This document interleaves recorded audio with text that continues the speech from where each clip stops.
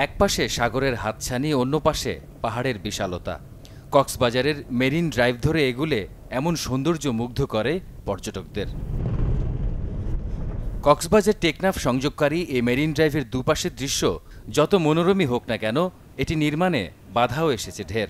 ২৭ বছর ধরে শত শত কোটি টাকা ব্যয়ে ৮২ কিলোমিটার সড়কের মধ্যে এ পর্যন্ত নির্মাণ করা গেছে মাত্র ৪৮ কিলোমিটার। কেননা প্রতি বছর বর্ষায় সাগরের প্রবল ঢেউয়ে ভাঙে এই মেরিন ড্রাইভ। কিন্তু এবছর ১ মিটারও ভাঙেনি সড়কটি।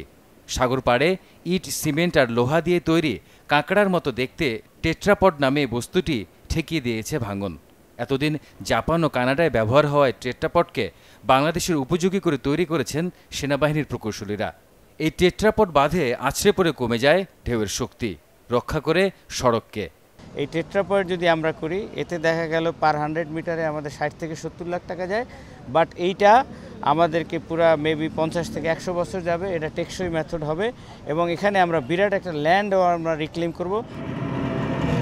এই মেরিন ড্রাইভ ধরে এখন পর্যন্ত কক্সবাজারের কলাতলি মোড় থেকে হিমছড়ি হয়ে ইনানি সৈকত পর্যন্ত যেতে পারেন পর্যটকরা।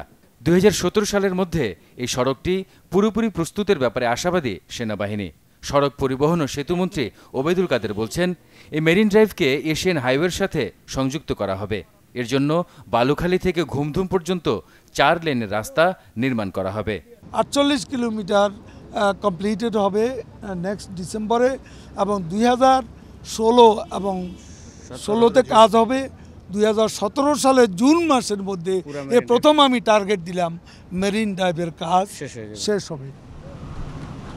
সমুদ্রের প্রবল ঢেউয়ের আঘাত থেকে যে কোনো শহর কিংবা সড়কে রক্ষা করতে যে টেট্রাপড এতদিন ব্যবহার হয়ে আসছিল বিশ্বের বিভিন্ন দেশে, সেই টেট্রাপড এখন ব্যবহার করা হচ্ছে কক্সবাজার থেকে টেকনাফ পর্যন্ত মেরিন ড্রাইভকে রক্ষা করতে।